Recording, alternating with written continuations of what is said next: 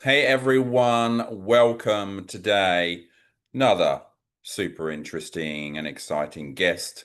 Today I'm talking to Dani Mondo, who you'll get to know in just a second. First of all, thanks for joining us today, Dani. Thanks for having me, JP. It's we've got an interesting topic around competitions and whether they're, good, bad, or ugly kind of thing today. But before we get into that, kind of tell us who you are and what you do, how you describe yourself, and then I'll ask about how you got to that point after that. Okay, so first I'll get into what I do. So I was a trainer for about 10 years, training people in person and online, and now work for women's fitness education as the student success manager. So helping other women get into the fitness industry. Who I And am? it's unusual in the sense that there are very few education bodies that are actually just targeted at females, right? So it's kind of a cool thing. I feel like it's a very kind of positive, uplifting thing that exists out there because as we know, training women and training men are actually they're very different. If I'm allowed to call them animals, I don't know. Yeah, I'm calling everyone animals, so Of it's course fine. you're allowed. Yeah, very different. Like you need to know some extra stuff, right? Yeah, yeah. And that's what I love about what we do.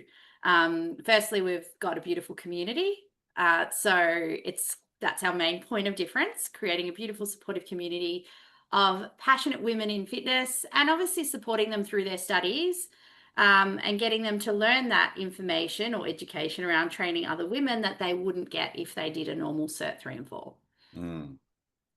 But you said before that you were a trainer for 10 years. Yes. So that means that before that you must have done other jobs as well. So give me a little potted history of what what did what did you study at school kind of until that point where you became a trainer? What's in between there so that we know Yeah. kind of who you are and what you've done? So it's super different to the fitness industry.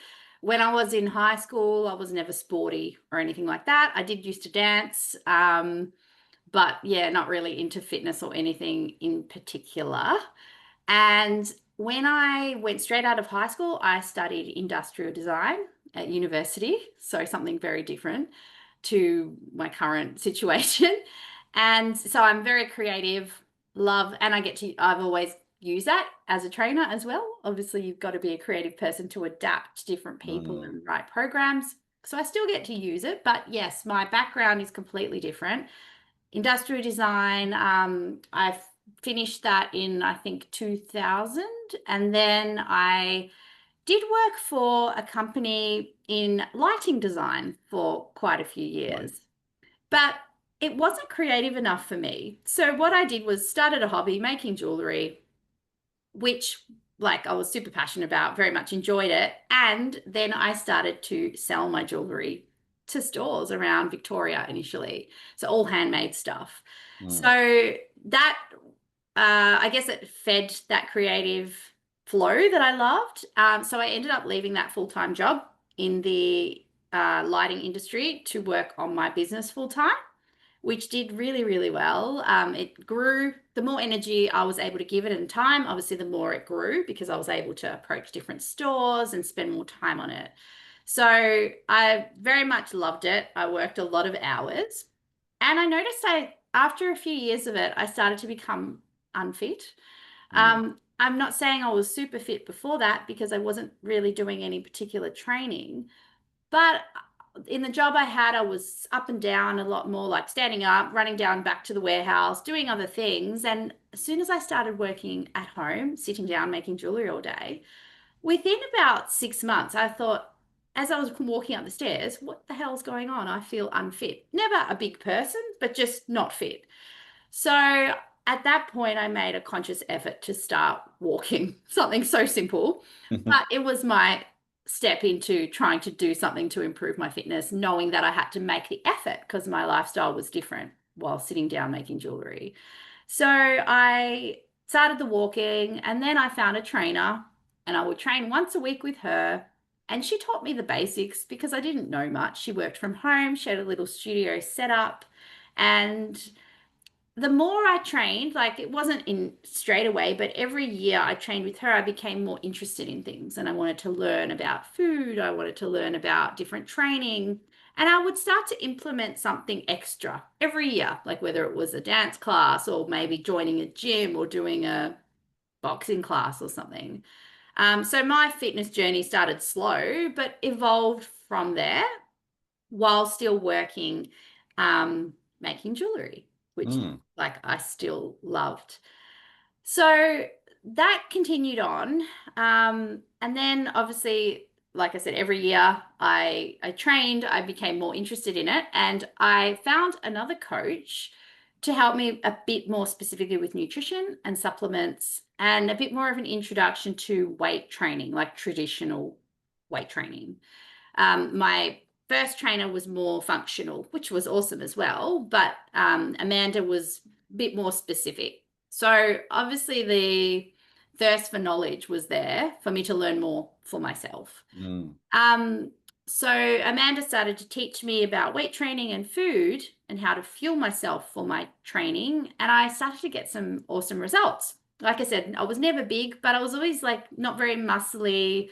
And I didn't know much about nutrition or fitness before this. So I started getting some good results. And then Amanda had suggested that there was a bodybuilding comp coming up in 6 weeks, and maybe I would be ready for it because I was pretty lean and getting some good results. So that's how I sort of got a bit more involved in fitness. And after my competition, so quite a few years later, was when I decided to study Cert 3 and 4. But it wasn't because I wanted to become a trainer. I already had my business in design and that was still Mm. going really well. And I was very much enjoying that. But I thought, why not study something else, right? And I had people ask me to train them, but I didn't have the qualification. So I wasn't going to do that until I had the qualification. And I thought, whether I use it or not, I'm not quite fussed. I took ages to finish it. I studied online. It obviously wasn't a priority because I had my business, but eventually got it done. And that's why and how I ended up studying Cert 3 and 4. Mm. So you've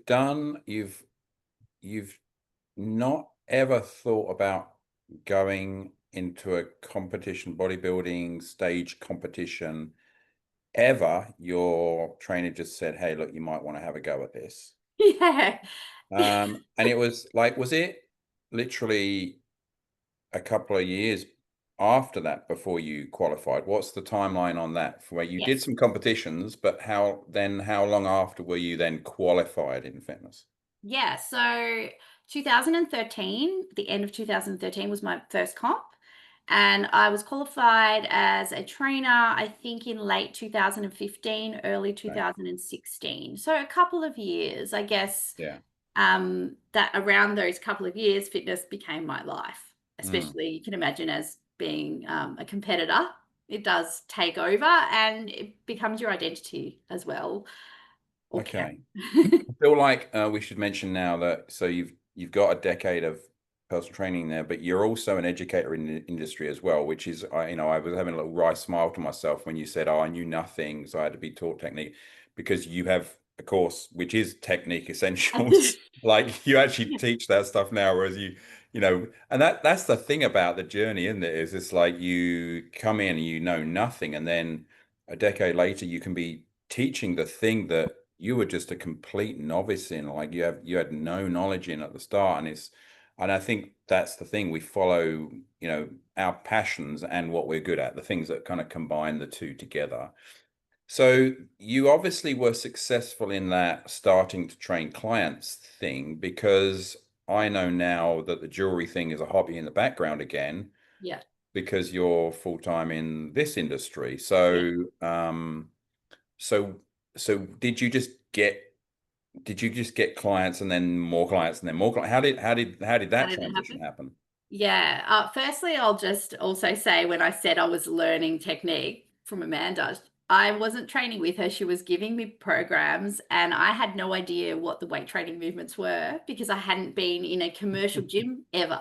So I was sitting Wow. there on YouTube back in 2013, looking at what those exercises were so I could actually perform them in my program. So Wow. I was self-taught at that point. And then Yeah. obviously once I trained with her, I got to learn a lot more Yeah. Okay. about weight training. So when I got qualified, I had no intention to even do much in the industry, but I did have my hairdresser who had been asking me for years to train her. And I said, went in and saw her, and I'm like, hey, I finally have my qualification. If you want to start training with me, maybe we can do something at a park, because I had Mm-hmm. no intention to do full time. I didn't even know what to do because it wasn't a plan of mine. So what ended up happening was, so I did train a few people at parks and at home for a little while, and it was just a little side thing. But I had a friend who I had met through my competitions. Well, actually, he worked at one of the supplement stores that I used to get all my supplements from back in the day. And he was working at a PT studio here in Mm. Melbourne. And he contacted me saying that the boss there was looking for someone that pretty much fitted my description, a female trainer who had been in competitions or done some comps, and was pretty fresh, so that he could teach me his methods rather than Mm-hmm. me knowing all this stuff and him have to reteach the way he wanted me to train clients. So reluctantly, I went to meet him. I wasn't really looking to change my life because I had my business in jewelry. I was Mm. comfortable. And I also probably wasn't confident in training other people at that point. So Mm. I thought, I don't really know if it's what I want, but the opportunity was there. So, when something comes knocking on your door, you think, well, I better not shut the door. I will Mm-hmm. go. So I went to meet Tim, the owner of that place, and he hired me straight away, and which was a little bit overwhelming and nerve-wracking for me because I'm like, what am I doing? I could still do jewelry, obviously, because I wasn't going full time as a trainer, but still not sure I wanted to really immerse myself that much in the industry. Mm. So yeah, it was a PT studio, which meant that they found me clients. Mm-hmm. And I got to learn a lot while I was there because we had a lot of educators. So this was before a lot of online education was available. So we had a lot of educators come to that gym that I worked at because we had a classroom upstairs. So I was exposed to a lot of further education through working in this place. So it was a really amazing opportunity for me. So I'm Mm. obviously glad that I said yes because it opened up a lot of doors. I got to learn a lot more and realize how much there is to learn as a trainer after Cert 3 and 4, which Mm. is really Mm. basic. So I really got to learn a lot. I had a lot of other great coaches around me that I got to learn from and train with. And I gained a lot of confidence while working there. So, were your competition days over once you were working in the industry? Yes. So, because I mean, the reason that we're talking today about this competition thing, and like, amongst other things, but is because you posted a few pictures recently on socials that I saw, and I'm like, oh, you've done competitions as well. And I sent you a couple of questions, didn't I? Saying, oh, how did you do okay? You're still in one piece kind of thing. And what I meant by that was mentally and emotionally, you're still in one piece because from the outside, I've never done it. I've never been interested in doing it, but I've never done it. But I've always kind of looked and gone, wow, that involves all the kind of things that I just see as, dangerous to the persona in terms of it's it's I want to be good enough to be judged well by others. Do you know what I mean? And I I go, oh know. my God, it's a self-esteem nightmare, right? Yeah, it really is. So the moment I saw you as someone I knew well, and I could, oh, right, I didn't realize, right. How did you go? And then you said a few things, and I'm thinking there's kind of some messages there that would be really cool, but it would be better as a bit of a conversation. So I guess the thing that I want to say to everyone right now is I am not, this isn't a thing about how to get into shape for being on stage. This isn't one of those conversations, right? Because I don't know enough about that, right? I want you to go to professionals for that. What it is, it's about what it has the potential to do and how you might prepare better so that you don't come out a basket case on the other side, which is always my fear for anyone who gets on stage, because it genuinely is that to me, it's a scary thing to do. You actually, none of us like the idea of being judged by others in inverted commas, and then suddenly we're in a place where we have to be judged by. It's a sport where you have to be judged by Yeah. others. Not only that, you can be not good enough, which is like, oh my God, right? So therefore, I go, wow, all the effort you could put, all of that effort that you could put thousands of hours in, Yeah. and then like fail in inverted commas. That scares me for people's mental and emotional well-being. So the questions, they're the kind of questions I asked you, of course. And one of the things that you said was, well, I think for me it's because I based I it wasn't so much that was the thing, it was that I had this base of health, of healthy living and healthy practices, and that was like one of the things that I did that. So I think that's a good place to start, is the reason that you're in one piece mentally and emotionally, because I'm assuming you witnessed people that weren't. Yes. One of the main reasons for you was yours came from a lifestyle of health, as opposed to I want to do a competition, because it's two very different things. It's almost like obsessed with almost an outcome rather than obsessed with the foundation. Yes. So just talk to me a bit about that. Talk to everyone about that first of all, before I start kind of poking on people's insecurities. Okay. So, as I mentioned to JP a little bit earlier, I was pretty naive getting into my first bodybuilding comp with very short prep time, which probably was a blessing for me because I wasn't aware of what the industry was about. I had never Mm, even been to a bodybuilding competition.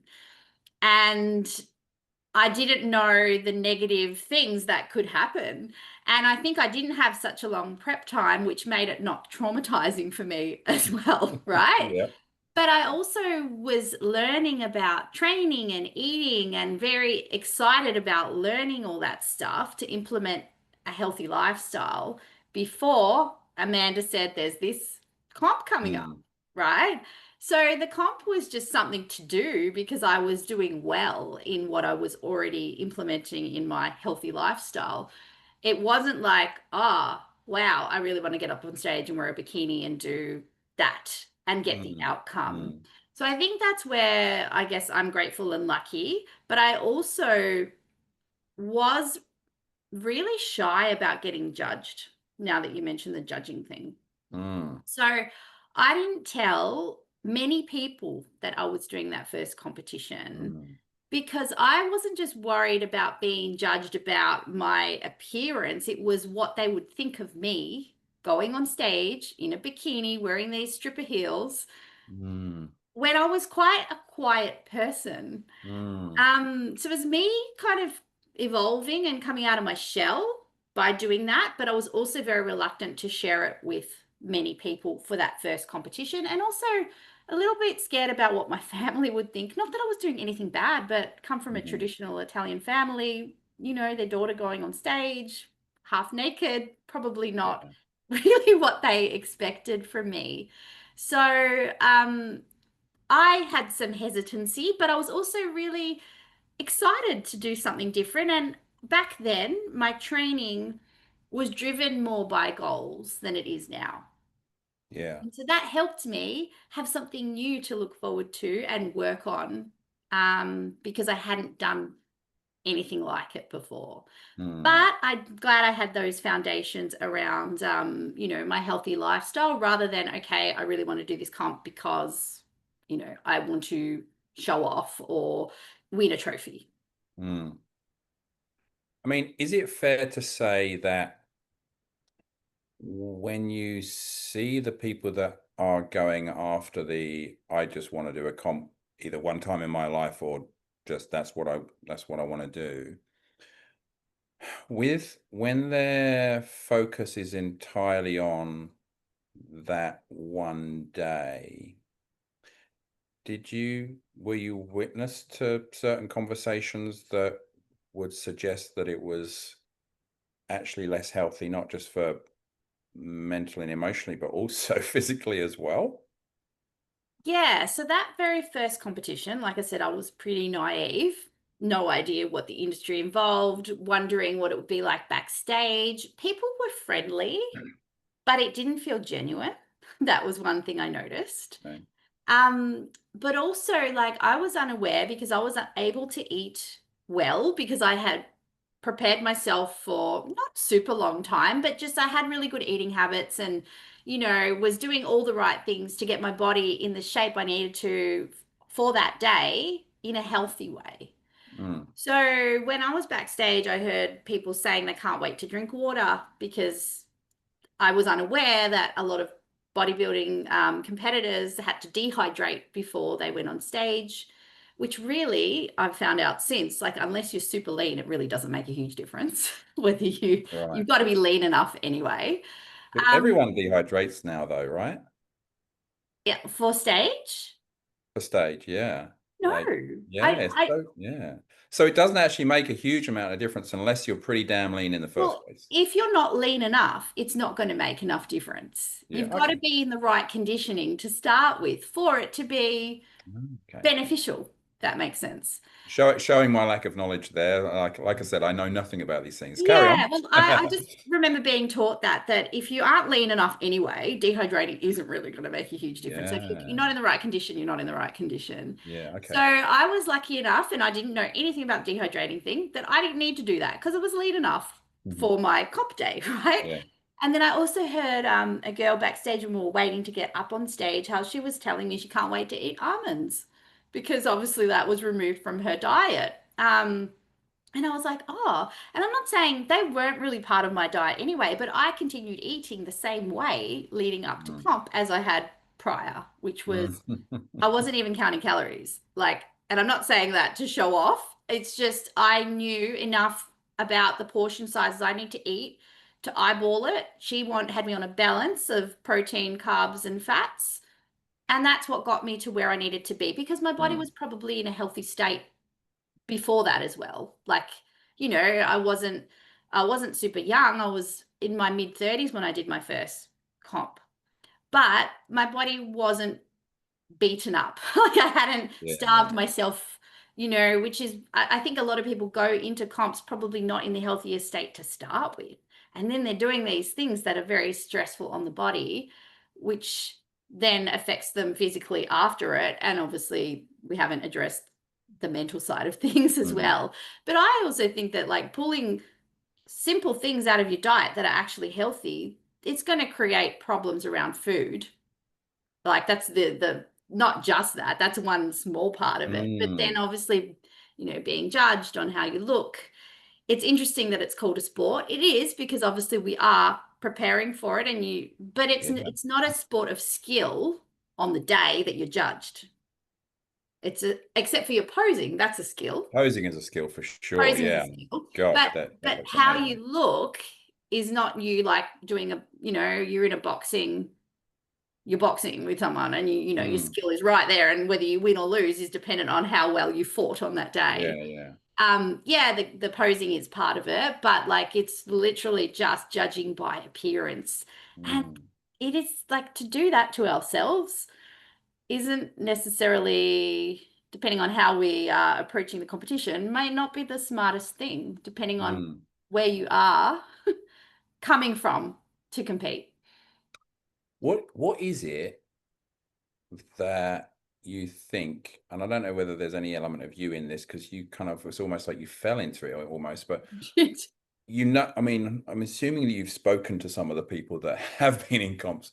What is it in your opinion? I have my own thoughts, but what is it in your opinion that creates that urge to do competitions? What in the cat? Because that's not okay, then I'm gonna turn my body into this thing. It's well, there's got to be more to it than that because that's a big thing. I mean, that's getting up on the stage in front of people and showing them your body and asking them to judge it, that's a, to me, that, I mean, I couldn't ever think of doing And that. So saying it like that, JP, makes it sound crazy for us, for anyone to yeah, want sorry. to do that. Yeah, Like it really yeah, does. But like yeah. it's So that's a big thing. Like, it's just like, yeah, I'm gonna get up in front of you and I'm gonna go, look at me and judge me, right? But don't judge me on whether I smile nicely or whether I look like I've got a cheeky character, or whether I'm really kind to others. no, Just look at this canvas and judge me, um based entirely on just this visual image that you're seeing.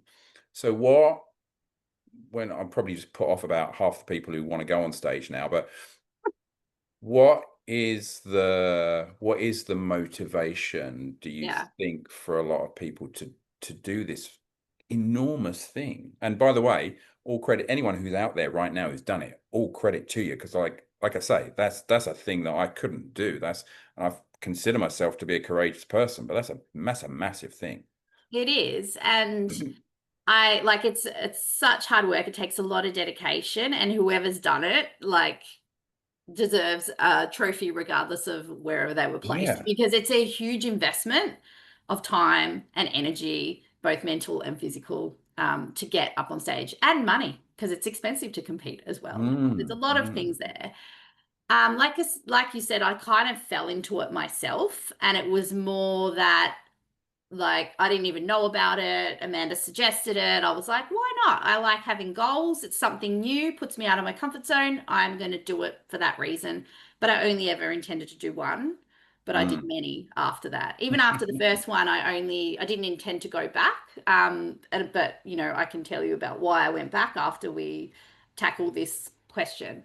Um, I think there's a few reasons. Some people, because I learned this while being in the industry, like while competing, some people did it to get in shape, which is Okay. not great because they're thinking if I'm going to do a comp, I have to get in shape, right? Because you've got this deadline and you've got this date Yeah. that you've got to be ready for. You could maybe skip that comp and do one later if you weren't ready, but that was the motivator for them to compete, and they're often the ones that haven't really had a great lifestyle leading up to comp.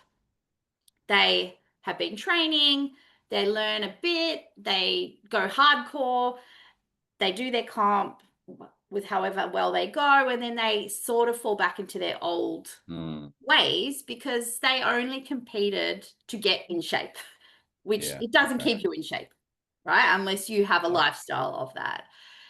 Other people would potentially do it because they've been loving training for a long time, they're seeing results, and they think, well, why don't I see how I can go on stage with all this hard work I've done? Mm. Which is, not a bad way to go into it, especially if they've been training for quite some time because they have that lifestyle in place. But it could also come from a bit of, they're training so much, it's a bit of training has become a bit of an obsession. I feel like to become a competitor, not in a bad way, but you have to have a bit of a like addictive, obsessive personality because Mm. it is a really big commitment and you have to Yeah. be obsessed with your goal to be successful in it. Mm. And it took over my life as well. I'm not saying it didn't. Like training was and comps were my thing at that point in time. So yeah, they could be training for many years, but it becomes addictive. Training becomes addictive because you see the changes, especially if you're doing bodybuilding, and you're like, okay, I want to improve this part, I want to improve that part. And then someone might even say to you, hey, you should do a comp, you're looking great, or you're getting in shape, or look how much muscle you've put on. And then the seed is planted. And then, there's that goal to jump on stage. And some people, maybe it's a something like I feel like a lot of people do it. This I can't really say everyone, but people may do that because they are distracting themselves from something else. This is a really Mm. big goal to focus on, right? You Mm. can forget Mm. about some other shit in your life, Yeah. focus on that. And possibly why I even did it. I didn't know what shit I had in my life at that point, but I was driven by goals back then a lot more than I am now. Mm, Um, so they're my ideas of why people do it, to get in yeah. shape or to maybe see their hard work pay off and be on stage. And maybe like I said, it's quite an obsessive thing. So distractions from other things that you don't want to think about. Okay. So you answer this for yourself, and then happy for you to speculate on others as well. Okay. Because so everyone out there who's done this, we're just speculating. We're not These are just saying ideas, this. my This is opinions, you. my Um, ideas. please leave comments if it's just like this is where I come from with it.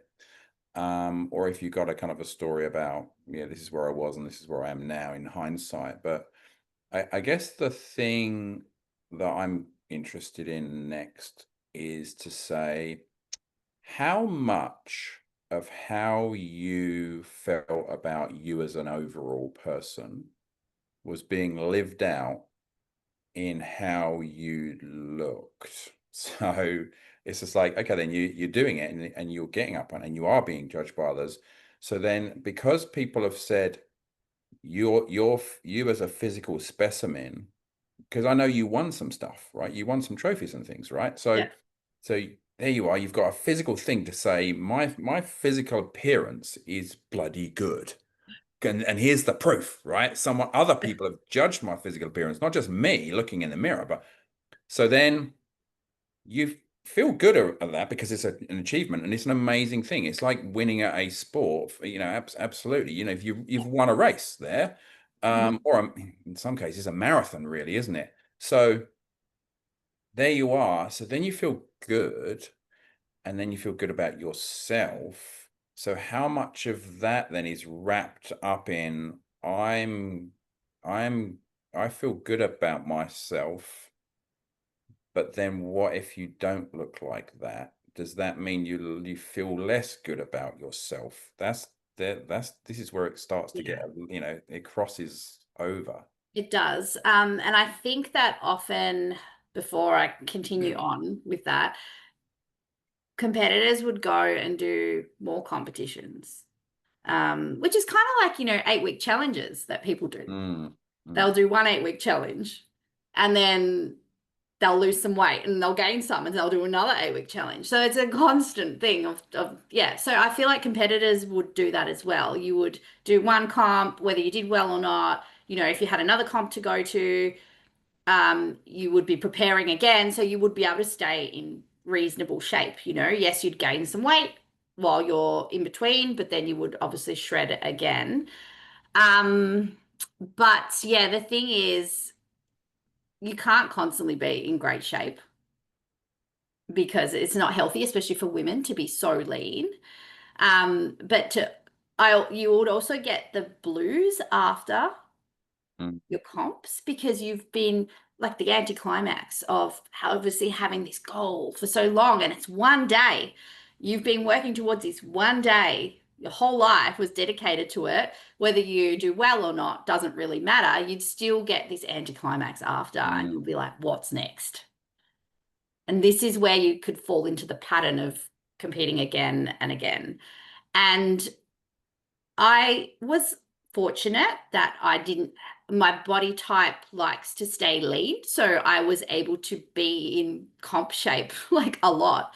So what I was able to do was decide not too far out of competitions that I wanted to go into another one because I was in reasonable shape. So it would be give or take a couple kilos for me. And I know that not everyone is like that.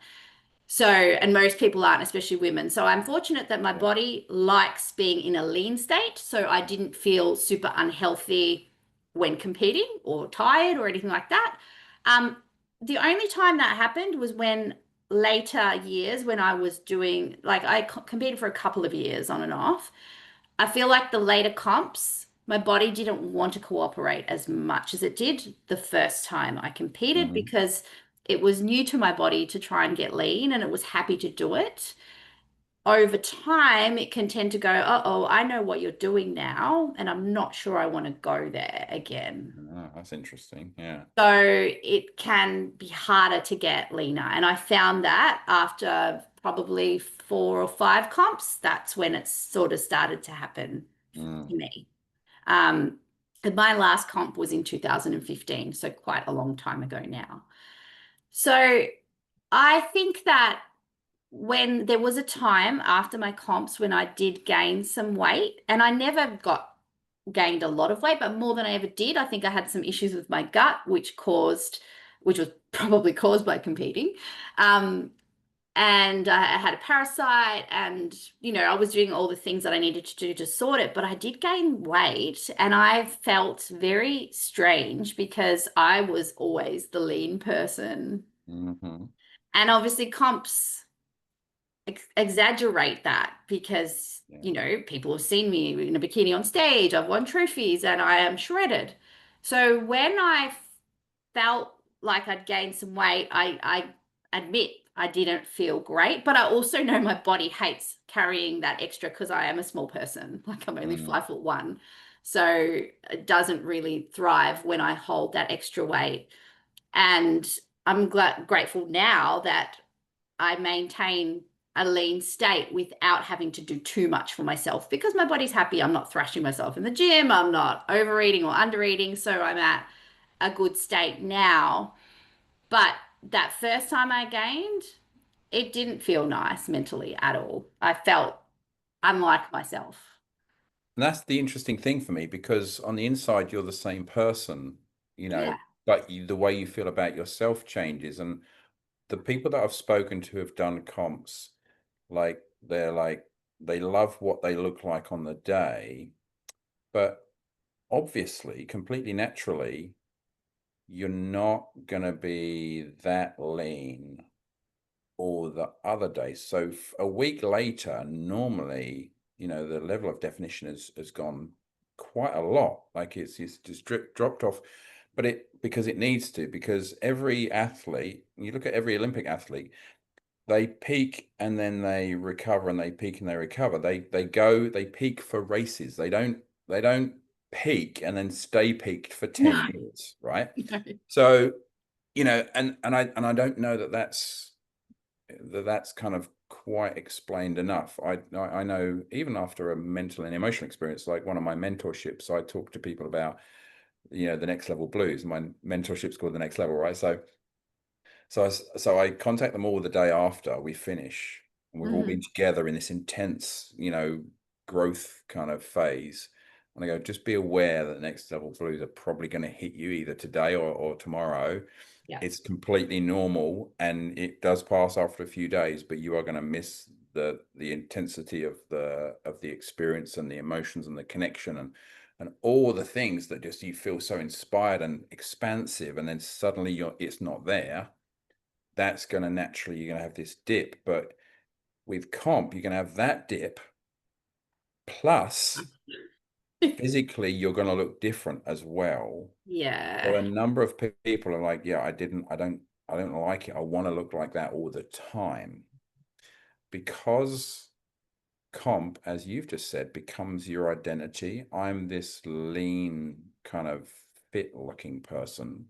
So then when I'm not looking that way, who am I type of thing?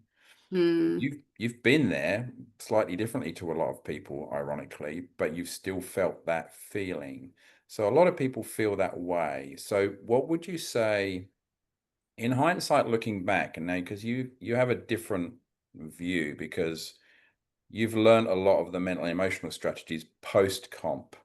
I did, yeah. So how, for me, it makes sense that the intense training, physical training required to get on stage should also have a mental and emotional training along there to go, here's what it is and here's what it isn't. Here's what's you and here's what's your body. And like whilst you can't separate the two, we're not our bodies, but at the same time we live through them. Yes.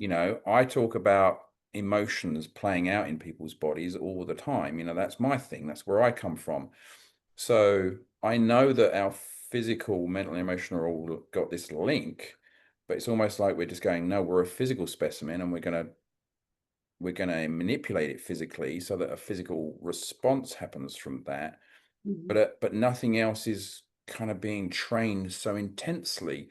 So mentally, emotionally, you're completely unprepared for both the stage experience, but the post stage experience as Yeah. well.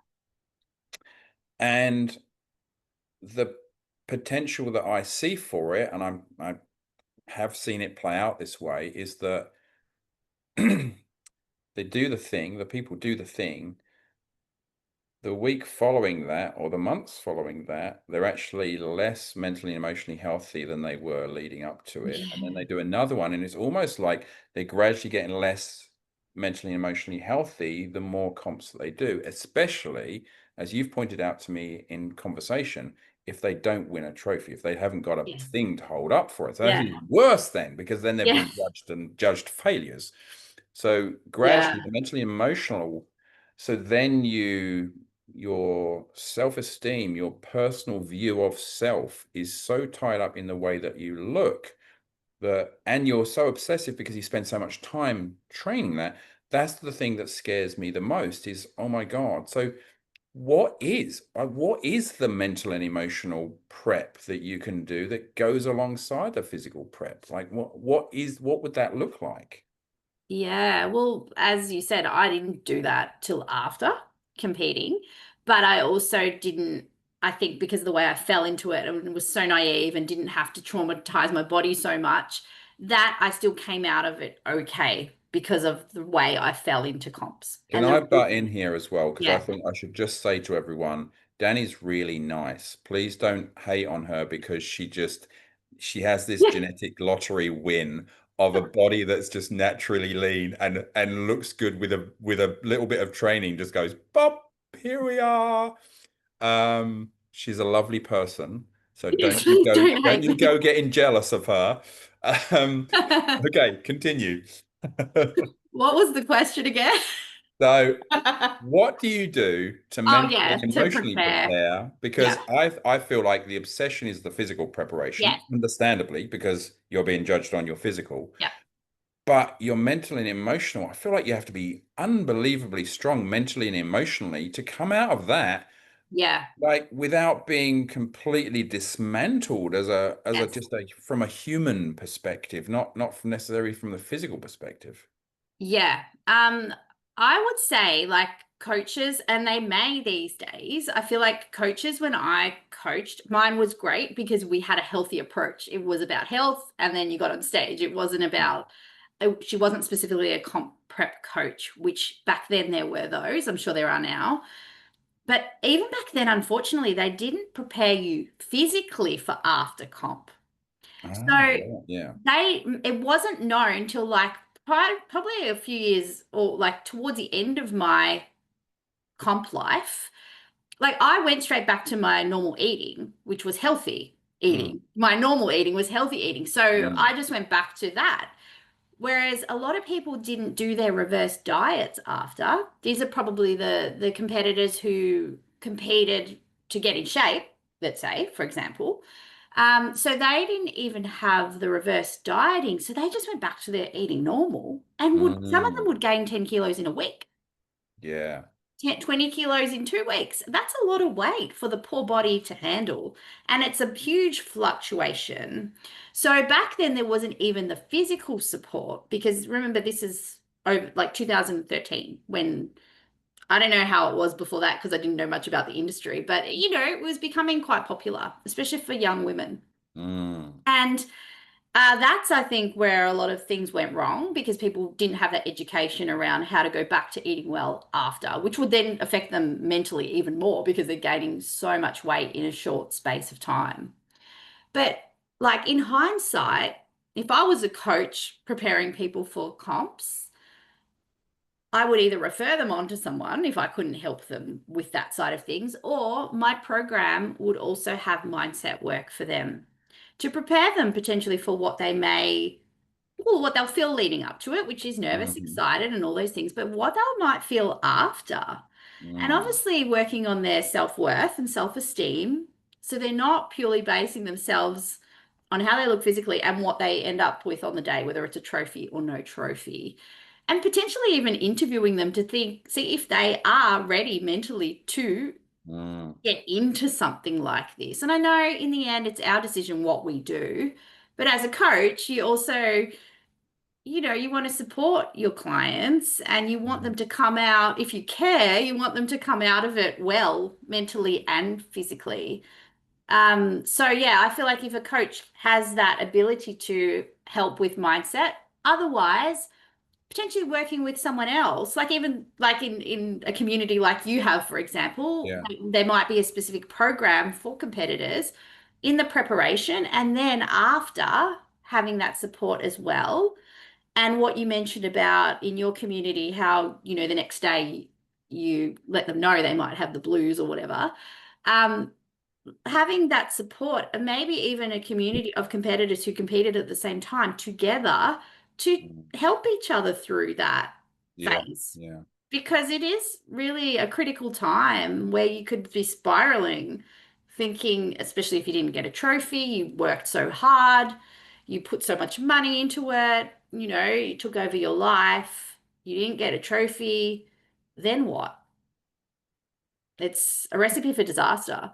It's a tough one, isn't it? I mean, for me, because I do mindset coaching with people, and this is what stimulated this entire conversation with Yeah. you as well, is I'm like, okay, so preparation is definitely required, both like you say, going in, but especially coming back out.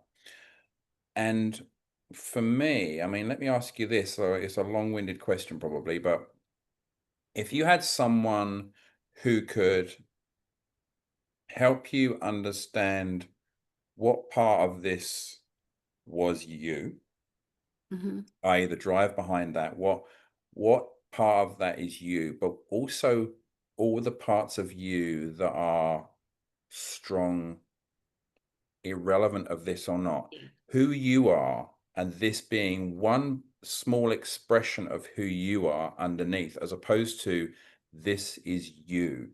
Do you know what Mm. I mean? This thing, this, and being judged. And by the way, you're then going to hand over the responsibility and the power of who you are to these other people that you probably don't even know, Mm. and they're going to tell you who you are and how great you are. That's a weird situation to be in. So for me, it's almost like you need to be so grounded in who you are and confident in that foundation. And if you go into it with that, then that's just one expression of your where you've decided to put your mental focus, rather than this is you and other people are going to tell you how good you are. Like, Yeah. I mean, it just makes sense that that would be a really amazing thing, wouldn't it? 100%. And I wish I had that, although I'm grateful of how I've come out of things. Like it would be just nice to know and nice to know that a lot of the other girls that I did become friends with would have had that support because Mm, then you're already confident and whatever happens on the day doesn't really matter. It's just a sport that you decided to take part in and a competition that were interested in doing for whatever reason, mm. rather than really, I guess, putting your whole worth in those judges' hands. So when you were competing, do you know of any of the others that you competed with, male or female, that you felt had that help? No, Were any of them talking to people about their head and heart? no. How interesting. Not that I know of. I don't know if they would have shared it, but I really don't think it was a big thing back then. Like I said, a lot of them didn't even have the physical support after. So Mm, I can't imagine anyone having that mental support. yeah. So Um, the sports, no doubt, and people will no doubt comment and tell us how evolved it is now. yeah, And that'll be a good that'll be an educational thing for me as well. But I'm sure it's evolved so that the development into competition and the physical, recovery afterwards is far better much. than a Yeah, decade ago. Like definitely. I'm really confident that that's the case. But who has got mindset coach? for that sport, because all the top sports have those. Do. But I almost feel like the amateurs, the people that are the full amateurs, they're the ones that need it more so than the top competitors now. Because if you're going into your first one and it's just like, oh, I really want to do a competition, I've seen this thing, I'm really inspired, and I've got this great coach to physically prepare me on, it'll be either a bit of fun or it's a challenge or whatever. I feel like they're the ones that, you are so green Yeah. that you have no idea how your head and heart are going to get beaten up by both the process and the competition. And it's really difficult. Like, how is that whole discussion of, if you are not your body, how come we live in bodies, right? Yeah. Like Yeah. we are our body, but also we're not. It's and I talk to the same people, with people who carry weight, for example, carry more body fat than others. So does the fact that they have a thicker covering of body fat mean that they are a less valuable human being? Well, obviously not. No, that's the thing. It's like, it's the way we carry ourselves through life that, that is the thing that, if anything, like, we want to be judging ourselves on. So how can we then, like, the level of muscularity that you have, that's an expression of your physical training. Is it an expression of what kind of a person you are? And I know everyone that goes on stage knows this, but actually, do they feel it? Like, I think knowing it mentally doesn't mean they don't feel it. Like, they don't feel the sting of people Yeah. not considering their level of muscularity enough, or not considering their level of lean enough, Yeah. or too much. Like, and that's, so you told me a story which was hilarious. And again, don't hate Dani for this, but Dani told me the story where she got third in a comp where she was much leaner than positions 1 and 2. And the reason that you were third was because, if people think that you have to be that lean in order to place on stage, that people would stop trying, because you were so lean. It was like you were too lean for the category.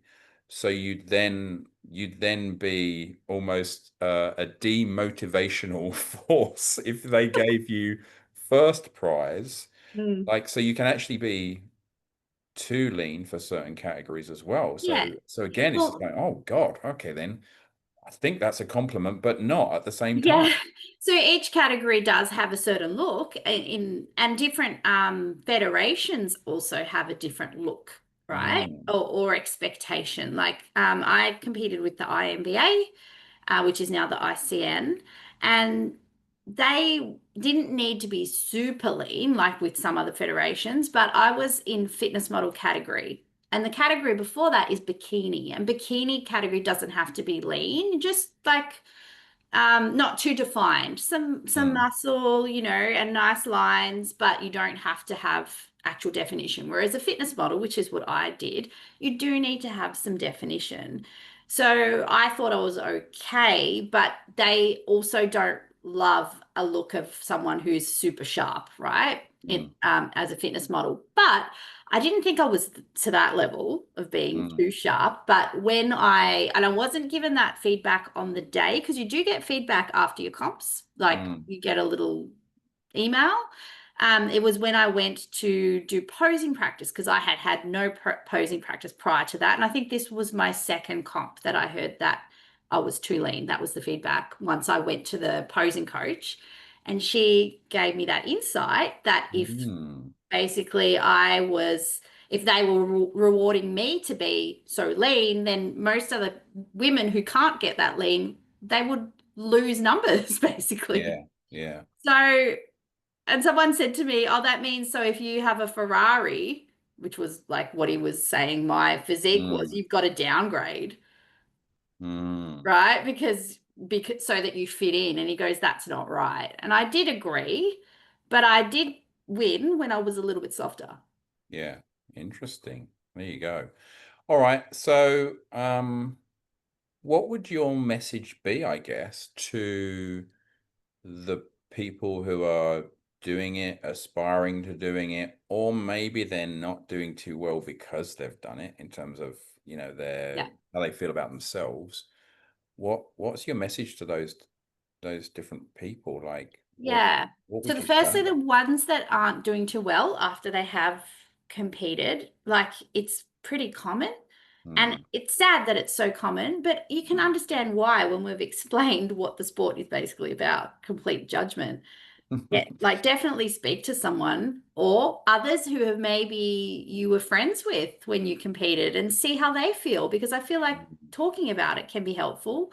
But if there is a mindset coach or a coach who can help someone with in that specific sport, that would be awesome. If not, someone else who can definitely help you build that self-esteem and help teach you that it's, you know, that was just a day. And the Mm. rest of our life is much more important about how we feel about ourselves. And for anyone who's considering competing, think about why you're doing it. I think that's really important. What's your why? Is it to get validation? Is it to get recognition? Is it to show off to an ex? Because people do Yeah, these things, yeah, right? yeah. Is it to get in shape? Like, why are you actually doing it? Is it just because you're training and you're loving the results and that's a goal? And if so, great, but prepare yourself mentally. Like, find someone, because even if there isn't a specific bodybuilding mindset prep coach, there will be mindset coaches. It's a much more mainstream thing these days compared to back when I competed. Mm. Really make sure that you're okay mentally, because it's not worth ruining yourself for a plastic trophy. That asking yourself why thing is such a powerful thing to do, but also I kind of encourage everyone, like, also be really brutally honest with yourself as to why you're Yeah. doing it. Because like you say, like, is it to get back at an ex? And I'm like, oh geez, I hadn't even thought about that. But I'm sure there are people out there that's how they fell into it in the first place, was Yeah, like, well, I'm going to show you that I'm going to be so physically attractive that you're yeah, going to regret it, kind of thing. Do yes. you know what I mean? Yeah, yeah, that was just an example, but definitely people would do it for that sort of thing. Or like I said, if you're gone through a breakup and you're a bit miserable and then you need a goal to focus on, this could definitely be one that is very attractive to many people, particularly because then they can get in this shape and feel great again after losing Mm. their self-esteem from something else. And they're just going to lose more self-esteem by doing something like this, Yeah, right? yeah. I I can't say a mean, guarantee they will, but it's a risk that we're taking. mm, And yeah, being honest about the why. Like I said, I did it because I fell into it because I was loving the results. But I also feel like I said I was very goal driven back then in my training, and there would be reason for that. I always liked to be distracted. I always liked to be doing things because I don't know what I was running away from. I was younger and very unaware. So I can't even pinpoint what it was, but I 100% believe it was something. mm, So I needed goals to keep me training and to keep me busy physically, which also kept me busy mentally. So I wouldn't have to address whatever maybe I was avoiding. So that's me being 100% honest, but I don't know what it was I was running away from. Whereas now I I mean, train because I want to feel good. I don't care about a comp. I would never want to compete again. Not because it was a bad experience for me, but because I did well. I got to tick the box. I got my plastic trophies, and I'm satisfied with what I did. And then I became a trainer. So my focus was on training others and less about training myself. mm, So I got to do that and live through them. Not competitors. I didn't train any competitors. But yeah, the priorities changed and I really didn't feel the need to do it anymore, which I'm really grateful for. But I think I did a lot of work on myself between my competitions and then actually becoming a trainer. And then over time. so how about this? What if this will never happen, by the way, but let's just go into this weird alternate reality. What if every federation that did the competitions had on board psychologists, and what the psychologists had to assess in each potential competitor was do they feel good about themselves before they even do a comp? So you have to be strong in your love of self before Yeah. you then go into, I'm going to do competitions where I get up on stage and be judged physically. Wouldn't that be amazing? It would be the best thing ever because, it isn't, I'm not saying it's a bad sport because it's such a great thing to do. Like it's so Yeah. good to have a goal to commit to be so strict and dedicated. Like it takes a special person to be able to do that. But so I do think it is a great thing to do, but with that mental strength too, and to be able to Mhm. have someone to make sure you're okay before you step into that world would be amazing. And then after it as well, have a little bit of an assessment and see Mm. where you're at. I mean, I don't think that's necessarily even specific to this sport, really, is it? It's like No, no, it's not. any sport where you're going to give Yes. yourself to something and then see if you can achieve, you need to be pretty solid in that you feel good about yourself before you kind of, because if you're using this to feel good about yourself, then there's other work to be done before you kind of go into this. Yeah. It's almost that. And that's, if that's the expression of you wanting to feel good about yourself, but you don't start off by already feeling good about yourself, I think that's a red flag. So that would be my message to everyone is like, ask yourself that question that you've said, which is, what is your reason for doing this? Be completely and brutally honest, and listen to the answers that you give. Listen to your answers, almost, speak them out loud if you need to, and listen back, write them down and read them back and go, right, that's actually the truth of the matter. It's actually ego. And Yeah. by the way, we all have egos, and that's fine. Yeah. And you can recognize that and accept that you have ego. Yes. But if that's the reason you're doing it, is because, yeah, you've got a big ego and you want to feed it. Do you know what? I and if you're conscious of that, all good. Do you know what I Yeah. mean? But if you're trying to deny that it's actually because, you have one of those personalities that wants to strut around in front of other Yeah. people, then say it. Like, it's Yeah. fine. I'm fine with that. If that's the truth, Yeah. go for it. Let's do that. Like, there's reasons that I know, there's reasons that I get up on stage at conferences and deliver sessions, and it's mainly because I want to share what I'm about. But you have to have some element of ego to go, you know Definitely. what? I'm also good enough to get up on stage and talk Yeah. to other people about this as well. Yeah. Okay, then I recognize that in myself. But, as many times as I remind myself that the main reason is I want to share with others, and I want for us all to be lifted up.